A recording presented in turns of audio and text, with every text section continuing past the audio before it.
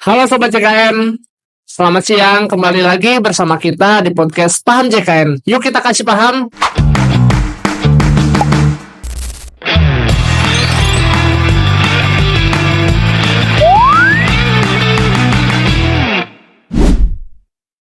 Nah, pada podcast kali ini kita bakalan ngebahas tentang jenis-jenis layanan di FKTP, tentunya bersama pakarnya langsung ya. Alhamdulillah pada kesempatan kali ini udah duduk di samping saya, yaitu nantilah perkenalannya sendiri ya. Salaman dulu, Mas.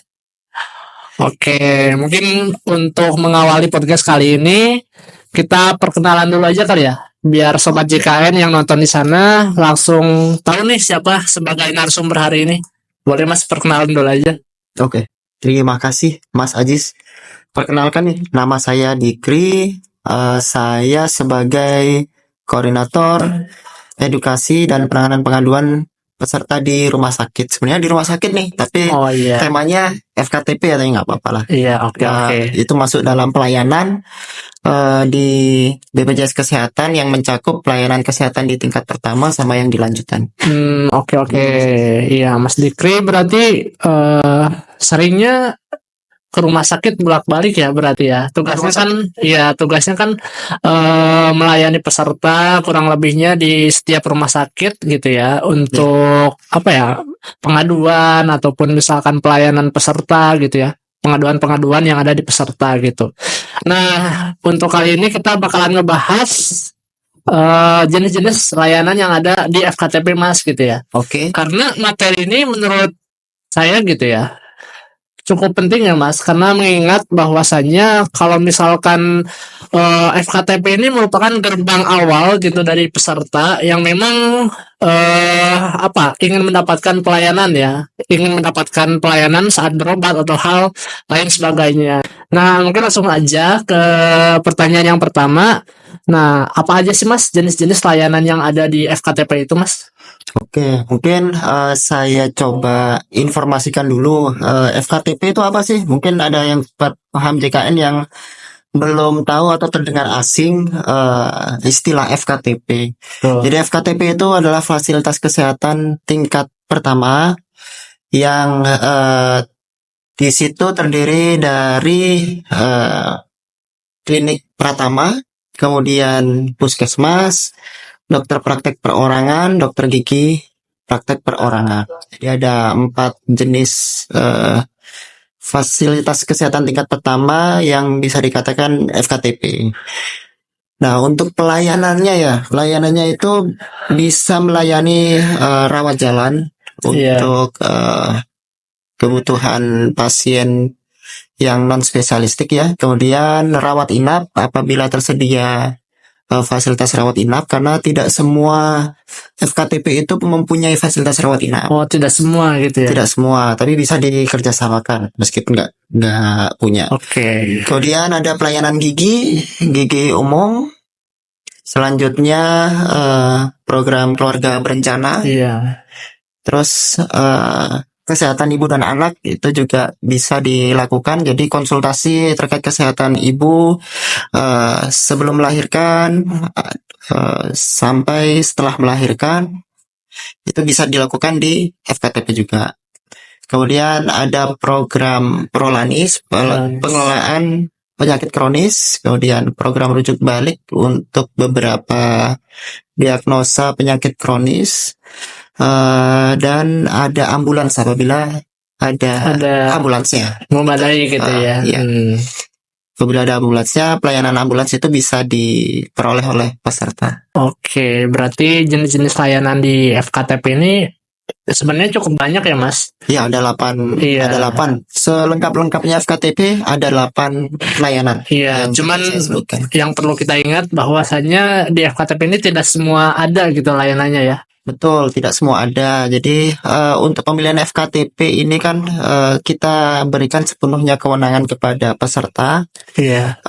Pilih FKTP, ya setiap peserta yang daftar BPJS Kesehatan itu pasti kita tanyain FKTP-nya di mana, vaskes pertamanya di mana. Nah itu kita informasikan di FKTP mana yang terdekat dengan peserta juga yang dinilai lebih lengkap oleh peserta. Iya, jadi dari situ juga peserta bisa menilai lah ya Mas ya. Iya. Jadi tidak menyulitkan lah gitu. Intinya peserta yang memilih, peserta yang mungkin dapat mengakses FKTP tersebut gitu. Jadi ya baik ataupun ya gimananya itu tergantung lagi ke kitanya yang milih gitu ya Mas ya. Betul. Nah, untuk pelayanan kesehatan di FKTP ini ada yang dibilang promotif dan preventif, itu apa Mas kira-kira? Ya, promotif preventif memang tugas dari FKTP ya. Jadi Ya. promotif itu kalau bisa diartikan itu adalah promosi kesehatan. Jadi salah satu tugas FKTP adalah mempromosikan pola hidup bersih dan sehat, itu masuk tugas dari FKTP. Dan ilmu preventif juga atau pencegahan Ya. dari sakit. Gitu aja sih. Jadi promotif itu seperti misal si Ani lagi konsul ke dokter umum karena lagi sakit nih. Dokter pasti melakukan pemeriksaan secara umum, tanda-tanda vital, sakitnya di mana. Setelah itu Iya. apabila sudah ditemukan diagnosanya, baru silahkan ditanyakan sih ke dokter tersebut. Ini gimana caranya biar bisa tidak terulang lagi. Misalnya sakitnya sakit gigi. Iya. Tentunya itu faktornya dari kebersihan diri kita sendiri Ya, ya. betul. Mengkonsumsi makanan juga, makanan yang seperti apa, yang terlalu panas, yang pedas-pedas, atau yang bersifat asam, yang merusak gigi, itu bisa ditanyakan ke dokter juga.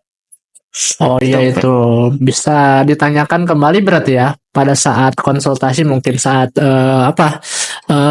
ketika berobat itu bisa ditanyakan langsung gitu ya Mas, terkait dengan pelayanan promotif dan preventif itu sendiri ya. Benar. Nah, untuk selanjutnya itu ada pelayanan kesehatan non spesialistik. Itu apa sih Mas? Non spesialistik ya yang bersifat umum di masyarakat ya, misal ya batuk pilek, demam, Iya. kemudian misal apa ya, mungkin gatal-gatal ya, seperti itulah ya. Jadi yang penyakit yang umum. Nah, silakan kalau misal ada kendala kesehatan seperti yang saya sebutkan tadi, dikonsulkan ke dokter umum ke fasilitas kesehatan tingkat pertama. Jadi nanti bisa diketahui apakah ini masuk ranahnya dokter umum. Jadi misal masuk ranahnya dokter umum, nanti Iya. bisa diterapi di klinik. Selesai di situ bisa pulang.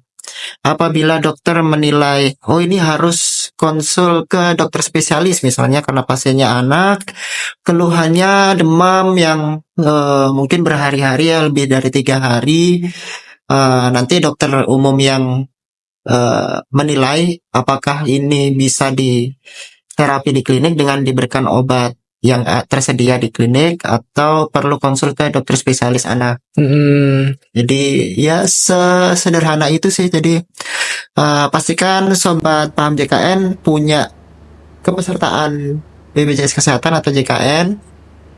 Nah setelah itu nggak usah khawatir, setiap kali ada keluhan kesehatan silahkan dikonsulkan ke fasilitas kesehatan tingkat pertama agar diberikan pelayanan kesehatan sesegera mungkin. Jadi jangan nunggu parah ya. Jadi kita pasti kalau misal sudah merasa nggak enak ya pasti inginnya cepat sembuh, jadi biar bisa beraktivitas normal kembali. Iya.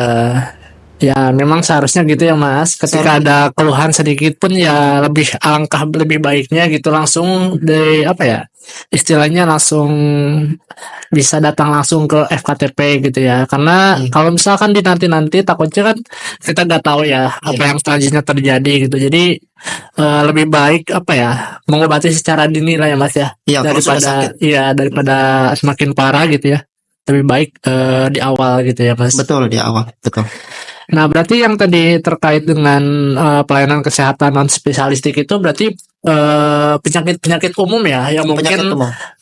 terjadi di masyarakat ya seperti yang tadi Mas Dikri katakan, gatal-gatal, batuk, pilek seperti itu ya Ya, mungkin.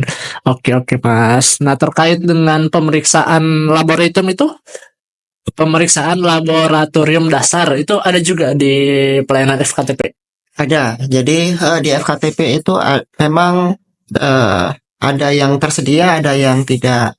Nah, prinsipnya adalah untuk pemeriksaan laboratorium itu didasarkan atas indikasi medis. Jadi kalau indikasi medis yang ditentukan dokter itu membutuhkan hasil lab, entah itu pemeriksaan darah atau pemeriksaan urin atau yang lain sebagainya, maka dianjurkan untuk dilabkan dulu untuk spesimennya. Jadi ya tinggal ngikut aja sebenarnya, ngikut alur yang dari dokter. Iya. Seperti itu sih untuk laboratorium sederhana. Kalau di FKTP ya seperti darah, pengecekan gula darah, terus pengecekan urin dan lain-lain. Iya, oke. Berarti itu mungkin tahap awal sebelum apa ya, diperiksa lebih lanjut lah gitu Mas ya. Betul. Biasanya dilaksanakan pelayanan ataupun pemeriksaan laboratorium dasar dulu gitu ya sebelumnya. Betul ya, kalau dokter memerlukan tambahan data terkait misal yang dari wawancara dari pasien merasa kurang cukup, tapi Iya. gejalanya masih terlihat, Mhm. dokter pasti pilih untuk memeriksakan yang dikira ini jadi penyebab sakitnya si pasien. Oke. Contohnya misal Iya. demam berdarah itu atau apa namanya karena diabetes mungkin itu juga bisa dicek Iya, cek gula darah mungkin ya. gula darahnya, mungkin dari urinnya juga gitu. Jadi Hmm. biar dokter tahu ini saya harus kasih obat apa atau Iya. tindakan selanjutnya mau dikonsulkan ke spesialis atau tidak. Oh iya, jadi memang tujuannya itu untuk lebih menambah apa ya, informasi bagi Informasi. dokter gitu ya untuk Betul. menentukan diagnosis buat pengen Bet- ya seperti itu ya. Nah, untuk selanjutnya ada pelayanan kesehatan ibu dan anak Mas. Itu seperti apa Mas? Kesehatan ibu dan anak ya itu seperti gini, pemeriksaan selama kehamilan. Jadi Iya. biasanya ibu dan anak itu rentannya di saat-saat hamil. Mm-mm. Nah itu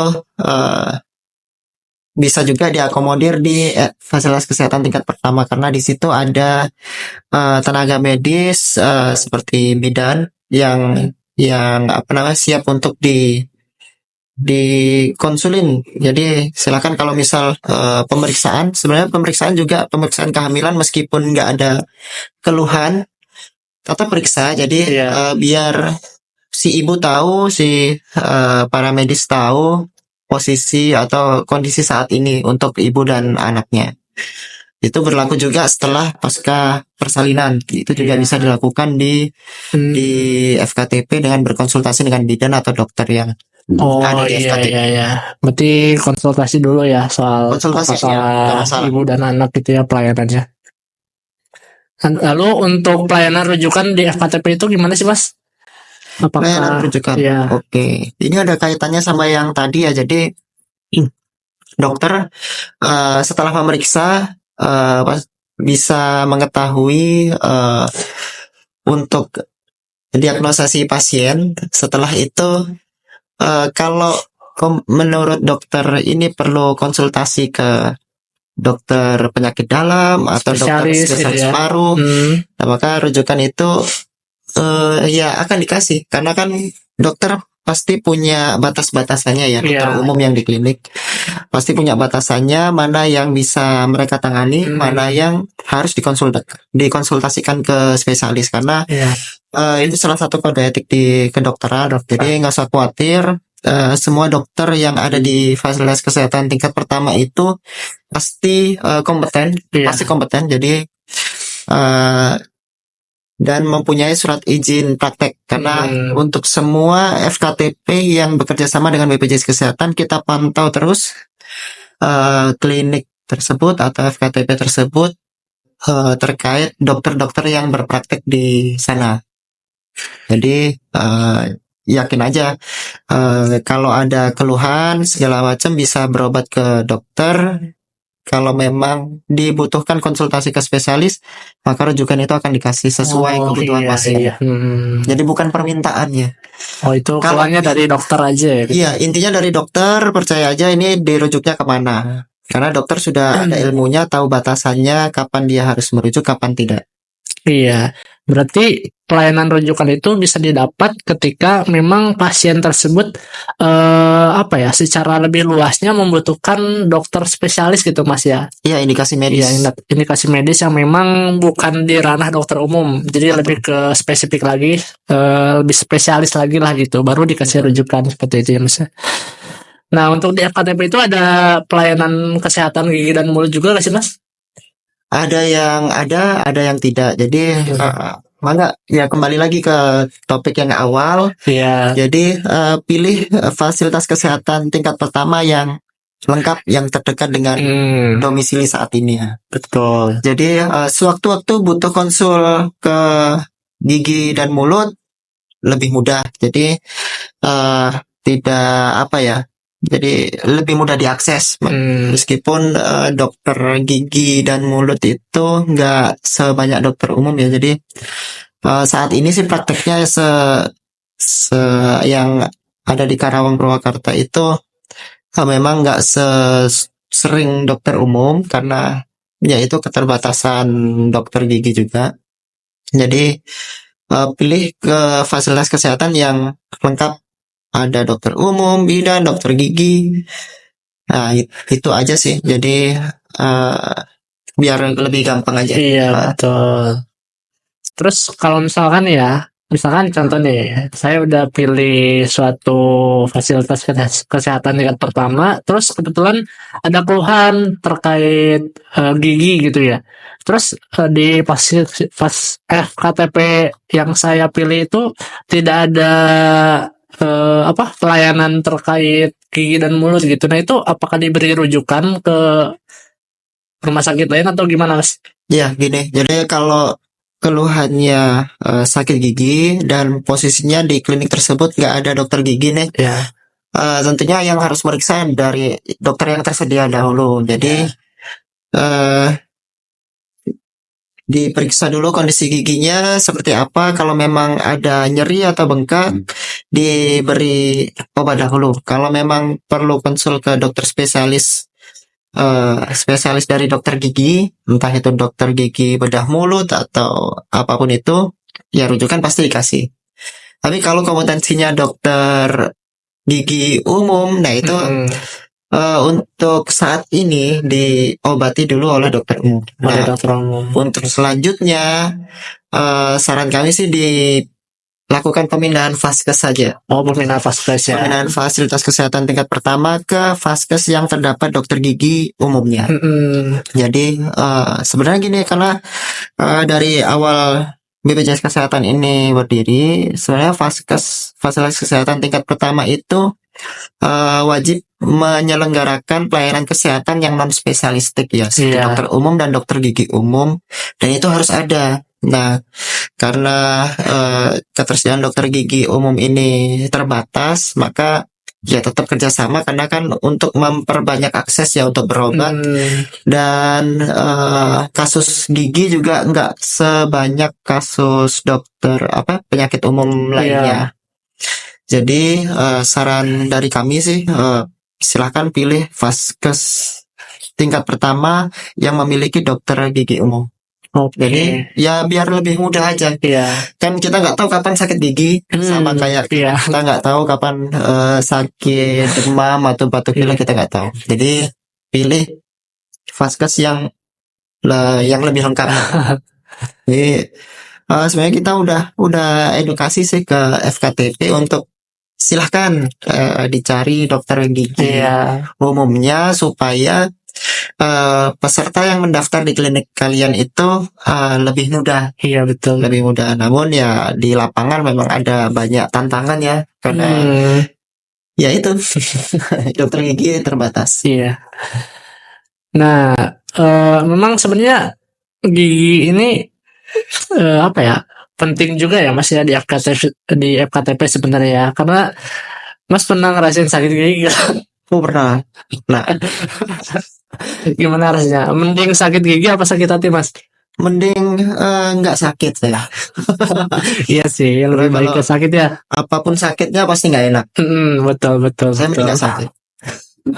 Nah, untuk selanjutnya nih kan banyak di luar sana yang bilang bahwasanya persalinan normal sekarang nggak bisa dilakukan di rumah sakit. Itu benar apa enggak sih? Apa nggak bisa? Iya, katanya. Persalinan normal prinsipnya karena gini, untuk persalinan itu suatu yang bisa diprediksi ya, kapan hari perkiraan lahirnya, jadi persiapan apa yang dilakukan oleh ibu itu menjelang persalinannya. Iya. Jadi maka itu pentingnya kontrol setiap trimester ke bidan yang terdapat di klinik atau puskesmas, sehingga tahu kondisi setiap trimester itu seperti apa kondisi ibu dan anaknya. Jadi eh, biar bisa apa ya? Kalau emergensi itu pasti panik semuanya, berantakan apa yang direncanakan. Eh, maka dari itu saran dari kami itu untuk kontrol rutin di tiap trimester agar supaya tahu kondisi ibu dan anak sehingga bisa direncanakan persalinannya di mana Iya. dan persalinannya dengan cara apa. Karena itu penting sekali untuk keselamatan ibu dan anak. Jadi pertama kondisi kesehatan udah pasti, terus yang kedua kalau udah sehat semua persalinannya pakai cara apa nih? Nah, itu harus dilakukan pemeriksaan rutin. Nah, misal si ibu ini rutin memeriksakan, tapi kondisi pasien si anaknya ini sungsang belum masuk ke jalan lahir nih. Iya. Nah, pasti dari bidan atau dokter umum yang meriksa akan mengarahkan konsul ke dokter obgyn atau spesialis kandungan di rumah sakit. Iya. Nah, kalau udah ketahuan di awal kan lebih enak nih. Jadi si ibu ini pengennya persalinan normal, tapi karena kondisi anaknya belum masuk ke jalan lahir, padahal sudah bulannya lahiran. Nah, itu perlu intervensi dari dokter spesialis untuk ditentukan nih persalinannya seperti apa. Apakah masih memungkinkan untuk normal atau sesar atau operasi. Seperti itu Mas Haji. Jadi biar lebih amannya sih ke ibu dan anak. Nah, ini pesan penting buat ayah-ayah atau calon ayah yang menanti buah hatinya. Jadi dipantau kesehatan ibu dan anak karena ya ini untuk keselamatan mereka juga sih sebenarnya. Jadi harus dipersiapkan secara matang ya Mas ya. Ya, ini bisa direncanakan. Kehamilan itu bukan emergensi. Iya, betul. Bukan emergensi ya. Kalau bisa dikatakan emergensi kalau misal kondisinya si ibu ada accident atau apa ya di luar rencana ya itu Mas. Mungkin ibunya sakit sehingga berpengaruh pada kehamilannya. Nah, itu mungkin termasuk emergensi. Jadi ya intinya konsul aja ke FKTP dahulu. Oke, FKTP lah pokoknya ya. Nah, mungkin banyak dari sobat JKN di sini yang udah pilih FKTP, tapi misalkan mau pindah nih Mas, cara ganti FKTP-nya gimana sih Mas?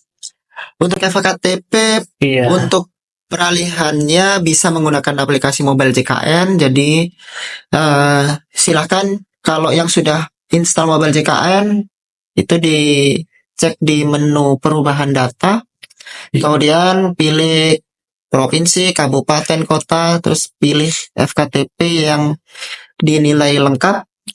Terus yang cocok ya, kemudian dekat, mudah diakses sama keluarga kita. Karena kita nganggapnya keluarga ya. Jadi itu aja sih. Jadi pastikan juga status kepesertaannya aktif, karena percuma kalau punya mobile JKN, Vaskesnya dekat tapi tidak aktif, kartu BPJS-nya nggak aktif. Nah, ini nah itu bisa dicek juga di mobile JKN. Kalau ada notifikasi status kepesertaan nonaktif, segera lapor ke kantor BPJS Kesehatan untuk diaktifasi atau gimana ya? Iya.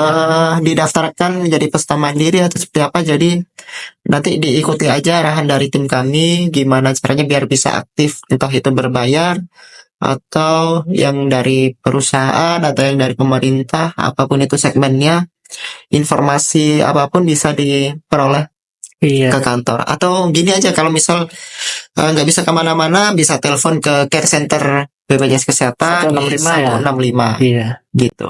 Oke, sekarang gampang ya Mas, udah serba online gitu. Jadi buat teman-teman sobat JKN yang mau pindah FKTP gitu, FKTP sebelumnya dirasa nggak lengkap atau kurang nyaman atau gimana, bisa melalui MJKN, Mobile JKN, disesuai dengan yang tadi Mas Dikti jelaskan ya. Iya. Sekarang udah gampang banget sih itu.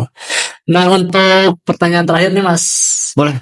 kesan dan pesan untuk sobat JKN dari Mas Dikri nih, Oke. gimana nih? Yang pertama, pastikan sekeluarga, keluarga inti dulu aja deh, itu mempunyai kepesertaan JKN yang aktif. Pertama itu. Kemudian yang kedua, cukup jaga kesehatan Iya. supaya ya kita tetap sehat gitu. Karena semudah apapun pelayanan kesehatan di negara kita tercinta ini, kalau sakit pasti nggak enak. Iya, Prinsipnya betul. gitu aja. Jadi jaga kesehatan dan yang terutama memiliki kepesertaan JKN yang aktif, karena kita nggak tahu kapan kita butuh pelayanan kesehatan. Itu aja 2 poin utama yang Iya, dari saya. betul. Intinya punya kepesertaan aktif sama tetap sehat ya Mas ya. Iya. Poin pentingnya itu. Oke teman-teman sobat JKN, mungkin itu saja podcast kali ini. Sampai jumpa lagi di podcast selanjutnya hanya di podcast Paham JKN. Yuk kita kasih paham.